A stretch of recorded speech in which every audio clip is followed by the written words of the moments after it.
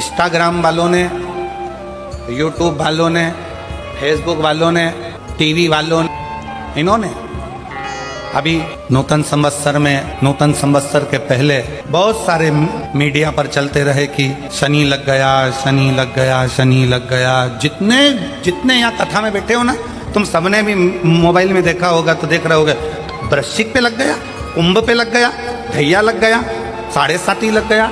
आधे से ज्यादा तो शनि के डिप्रेशन में पड़ गए।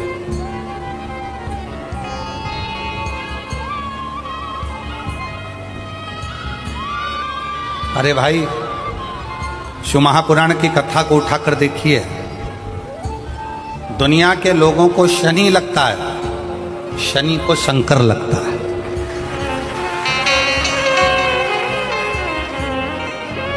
यदि आप भगवान शंकर के मंदिर में जाकर 1 लोटा जल चढ़ा रहे हो, आप भगवान शिव के मंदिर में जाकर अर्चना कर रहे हो, आराधना कर रहे हो, निवेदन कर रहे हो, एक बेलपत्र शिव की उठाकर धोकर वापिस शंकर को समर्पित कर रहे हो, शंकर भगवान का पंचाक्षर मंत्र नमः शिवाय जप रहे हो, शंकर भगवान का षडाक्षर मंत्र ओम नमः शिवाय जप रहे हो, या श्री शिवाय नमस्तुभ्यम का जाप कर रहे हो, तो ये निश्चित मानकर रखो कि आपके पीछे शनि नहीं पड़ेगा, आपके पीछे शंकर जरूर पड़ेगा।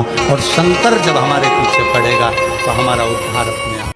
शनि मंदिरों में जितने भी शनि मंदिर हैं, आप सारे शनि मंदिरों में जाकर दर्शन करोगे तो शनि महाराज की दृष्टि सामने है। पर शास्त्र कहता है शनि महाराज ने दृष्टि अपने ऊपर नहीं रखी, नीचे की ओर रखी है, नीचे झुकाकर। अब लोग समझे तो ना, मंदिरों में जितने शनि मंदिर हैं, सब मंदिरों में शनि की दृष्टि सामने रख दी। जो आता है तेल चढ़ाने, पूजन करने के लिए दृष्टि सम्मुख होती है। शनि महाराज ने अपनी दृष्टि नीचे रखी है। शनि महाराज दृष्टि कब उठाते? जब किसी को नष्ट करना हो। तुम जिस पर दृष्टि डालोगे वो जलकर भस्म हो जाएगा, ये शनि महाराज की धर्म पत्नी ने कहा है। और आज शनि महाराज जी की धर्म पत्नी जिस घर में निवास कर रही हैं, शनि महाराज जिस घर में निवास कर रहे हैं, उस मकान का नाम क्या है? अभी बताया था, क्या नाम था? कुंभ। शनिवार के दिन जो पीपल के वृक्ष में सरसों के तेल का दीप लगाता है, उसको शनि कभी परेशान नहीं करता। एक बात हमेशा ध्यान रखिएगा, मान लो अगर कोई भारी रोग ऐसा शनि महाराज के कारण हो गया हो, अच्छे काम करते करते उल्टे हो रहे हैं, होते हैं किसी किसी के साथ में, विपरीत परिस्थितियां आ जाती है, अच्छा करने जाओ बुरा हो जाता है, अच्छा कर्म करने जाओ बुरा हो जाता है। तो पीपल के वृक्ष की जो छाल होती है, छाल देखिए, पीपल के वृक्ष में जो छाल लगी होती है, उस छाल को घिसकर चंदन बनाकर भगवान शंकर का स्नान कराकर, अभिषेक कराकर, पूजन कराने के बाद में पिपलेश्वर महादेव का नाम लेकर, कौन से महादेव? पिपलेश्वर महादेव का नाम लेकर वो जो घिसी हुई छाल होती है, उस छाल का तिलक भगवान शंकर को लगा लो और उसी का थोड़ा सा भाग अपने कंठ पर, मस्तक पर लगाना प्रारंभ कर दो। धीरे धीरे जो विपरीत दशा है वो सुधरना प्रारंभ हो जाती है। पर नाम याद रखना, पिपलेश्वर, जम के बोलिए, पिपलेश्वर महादेव भगवान शंकर का एक अवतार है, पिपलाद अवतार। पिपलाद अवतार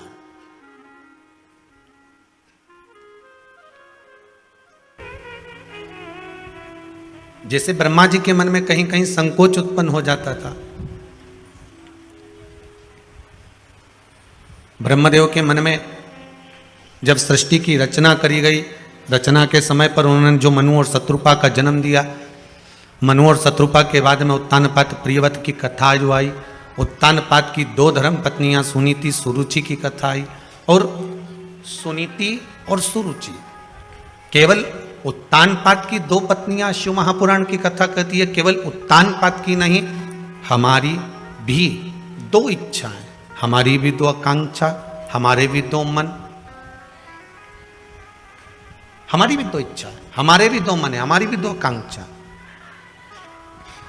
केवल उत्तानपाद की 2 पत्नियां नहीं है, हमारी भी 2 इच्छाएं। एक सुनीति है और एक रुचि। श्रीमद् भागवत कथा में भी वर्णन किया गया है। भागवत वक्ता कहते हैं कि एक सुरुचि है, एक सुनीति है।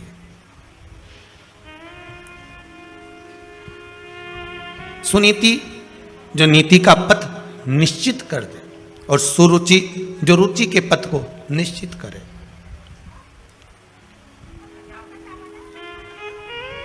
रुचि में आज की दुनिया चलती है, पर नीति में नहीं चलना चाहती। अगर किसी से कह दो कि आप नीति के पथ पर चलिए, आप नीति का मार्ग प्रशस्त कर कर चलिए, तो शायद जीवन सार्थक हो जाए। पर वो रुचि के पथ पर चलना चाहती। सुनीति का विवाह जो उत्तानपाद से हुआ था, गर्भ से संतान नहीं हुई उनके, तो सुनीति को लगा कि मेरे गर्भ से अगर औलाद नहीं होती है, संतान नहीं होती है, तो मैं अपने पति से कह दूं कि तुम दूसरा विवाह कर लो।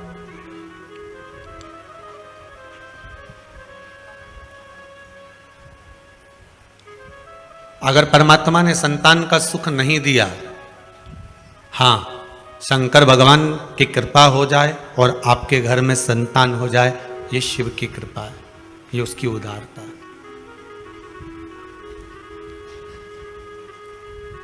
अगर मान लो भगवान ने संतान नहीं दी है, तो आप दुनिया में गोदी संतान लेकर आ जाओगे ना, तो वो भी सुख नहीं देने वाला।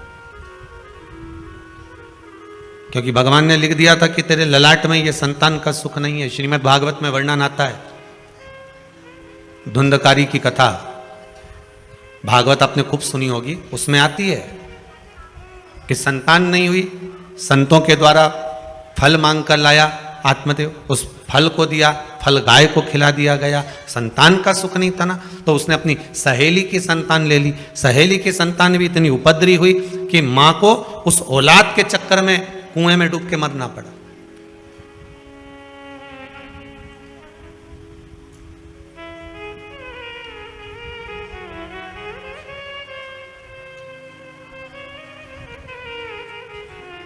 केवल संतान का सुख, कई माताएं आकर कहती, गुरुजी हमारी बहू के यहां छोरी है, भगवान से प्रार्थना करने आए, छोरा हो जाए। अच्छा, पर श्री शिव महापुराण की कथा तो कहती है कि बेटा 1 कुल को तारता है और बेटी 2 कुल को तारती है। और मान लो बेटा हो भी गया, आपने मांग कर, विनती कर कर मांग भी लिया और भगवान ने दे भी दिया, और वो बेटा अगर आपको सुख नहीं देगा तो आप क्या करोगे? फिर क्या करोगे?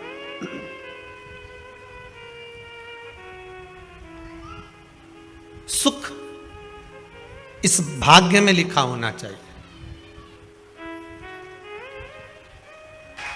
कार्तिक महीने में एक दिया, अगर दीप लगा दिया जाता है, एक दिया बेलपत्री के नीचे, आंवले के नीचे या पीपल के नीचे लगा दिया जाता है, तो उसका भी भंडार अपार सुख दे जाता है। तो ये तो शिव महापुराण की कथा है, कोई साधारण है क्या?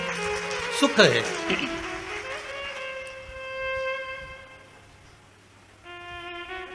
जीवन का एक आनंद देने वाली।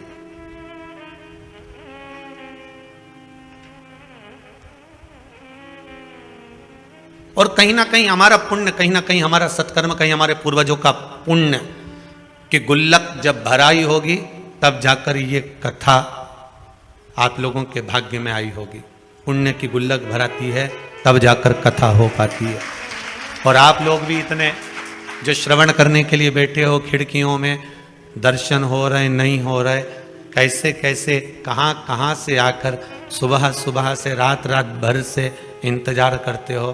कोई तो सुबह 4 बजे से 3 बजे से जगह संभाल कर बैठे हुए हो, और कथा का इंतजार होता है दोपहर 2 बजे का, बाट जोते हो, इंतजार करते हो, कितनी प्रतीक्षा करते हो केवल शंकर की कथा के लिए। अब जितना इंतजार आप आस्था चैनल के माध्यम से कर रहे हो,